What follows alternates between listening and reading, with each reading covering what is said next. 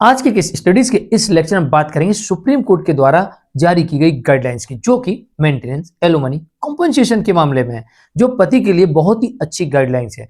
Supreme court ने एक guidelines फिर से जारी कर दी। इसके पहले आपको पता होगा कि रजनीश वर्सेस नेहा का जजमेंट आया था, तब एक गाइडलाइंस जारी की थी। ये ज्यादा वक्त नहीं हुआ, शायद 2018 का जजमेंट है, 2025 आ गया। 2025 में फिर से सुप्रीम कोर्ट ने इस बारे में एक जजमेंट दिया और उसमें एक गाइडलाइंस जारी कर दी। देश के सभी न्यायालय को एक गाइडलाइंस जारी कर दिया, सर्कुलर जारी कर दिया, और सुप्रीम कोर्ट ने यह कहा, बताएंगे आपको क्या कहा। साथ में आपको और बता देते हैं कि इलाहाबाद हाईकोर्ट ने भी इसके पहले कुछ इस तरह की गाइडलाइंस जारी की थी। इसके पहले आंध्र प्रदेश हाईकोर्ट की तरफ से भी ऐसा जजमेंट देखने को मिला था। इसके पहले मद्रास हाईकोर्ट की तरफ से भी ऐसा जजमेंट देखने को मिला था। इसके पहले मुंबई हाईकोर्ट की तरफ से भी एक ऐसा जजमेंट देखने को मिला था। इसके पहले राजस्थान हाईकोर्ट की तरफ से एक जजमेंट देखने को मिला था। तो कई हाईकोर्ट ने इन 7 सालों में इस तरीके कई जजमेंट्स दिए हैं, लेकिन इस बार सुप्रीम कोर्ट ने जो दिशा निर्देश जारी कर दिए हैं और सर्कुलर जारी कर दिया है, ये आपको जानना जरूरी है और ये पति के लिए बहुत अच्छी खबर है। जय जिनेंद्र, मुकेश जैन। वीडियो को लाइक और शेयर कर दीजिए और इस तरह जजमेंट्स पाने के लिए या अन्य किसी जानकारी के लिए दिए गए नंबर पर आप हमें व्हाट्सएप पर संपर्क कर सकते हैं। चलिए शुरुआत करते हैं। नंबर 1,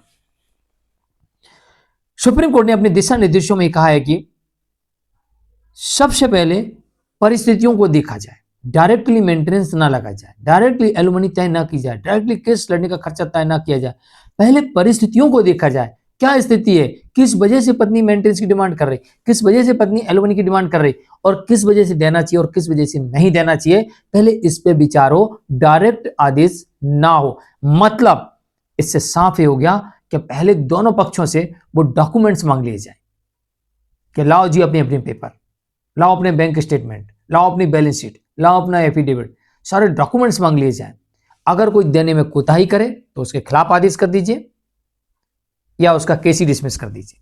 हाँ, कुल मिला के उसके खिलाफ आदेश कर दीजिए।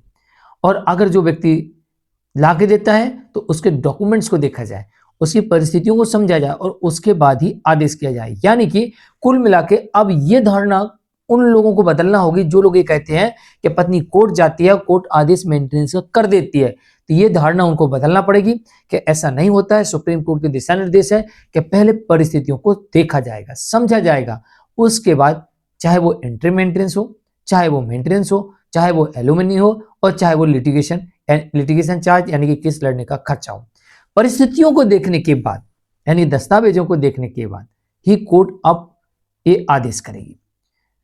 दूसरा टर्म कंडीशन ये भी इसमें है, सुप्रीम कोर्ट ने जो दिशा निर्देश जारी किए हैं उसमें यह भी है कि कोर्ट को इस बात का ध्यान रखना होगा कि सही भरण पोषण का आदेश हो, अतिरिक्त भरण पोषण का आदेश ना हो। एक से अधिक केसेस में मेंटेनेंस का आदेश करते समय ध्यान रखा जाए कि अधिक भरण पोषण का आदेश ना हो जाए। इसके लिए पति को कुछ करना पड़ेगा। पति को यह करना पड़ेगा कि सबसे पहले तो उसके ऊपर जितने भी केसेस हैं कोशिश करें मेंटेनेंस के कि एक साथ वो क्लब करवा ले। अगर ये संभव नहीं है कि एक साथ एक मजिस्ट्रेट के पास में एक कोर्ट में क्लब नहीं हो सकते हैं, तो फिर ऐसा भी कर सकता है कि सभी केसेस में अपनी तरफ से बराबर पक्ष रखे सही तरीके से। और तीसरा कारण इसमें है, किसी केस में अगर आदेश हो जाता है मेंटेनेंस का तो उस मेंटेनेंस के आदेश की कॉपी सर्टिफाई बाकी के सभी मेंटेनेंस केसेस में लगा देनी है। इस बात का भी ध्यान रखना है। तो आपके केस में बिल्कुल परफेक्ट मेंटेनेंस का आदेश होगा, गलत नहीं हो पाएगा। साथ ही सुप्रीम कोर्ट ने यह भी कहा कि दोनों पक्षों को शपथ पत्र देना जरूरी है। पत्नी मेंटेनेंस लेने आई, शपथ पत्र नहीं दे रही, कोर्ट चाहे तो ऐसी पत्नी का भलाई बेरोजगार हो, शपथ पत्र ना देने की वजह से पूरा का पूरा केस डिसमिस कर सकती है और पत्नी को एक पैसा नहीं देगी, केस ही डिसमिस कर देगी। और अगर पति ना दे तो पत्नी के बताई हुई आमदनी के आधार पर पति मेंटेनेंस तय कर सकता है। तो ये क्लियर है कि अब आपको यहां पर एफिडेविट देना पड़ेगा। नहीं दोगे तो उसके दुष्परिणाम मैंने बता दिए। और कोर्ट ने एफिडेविट की बात इसलिए कही है क्योंकि इसमें जब आप एफिडेविट देते हैं तो आप बॉन्ड हो जाते हैं कि जो कुछ मैं कह रहा हूं सही हूं, सच कहा। अगर मैंने कुछ भी झूठ किया हो, झूठ कहा हो, तो मुझे जेल में डाल दिया जाए। और ये शपथ पत्र लेने का यही कारण है कोर्ट का कि आपको सच कहना होगा। अगर कोर्ट को गुमराह करोगे, कोर्ट में झूठ बोलोगे, कोर्ट में झूठे शपथ पत्र दोगे तो सबूत मिलते ही विपक्षी आपके विरुद्ध कार्रवाई करवा सकता है, न्यायालय स्वतः कार्रवाई कर सकती है और जेल भेज सकती है। तो ये थे सुप्रीम कोर्ट की तरफ से जारी दिशा निर्देश भारत के सभी कोर्टों को। मैं मुकेश जैन, आज के लिए इतना ही। नमस्कार।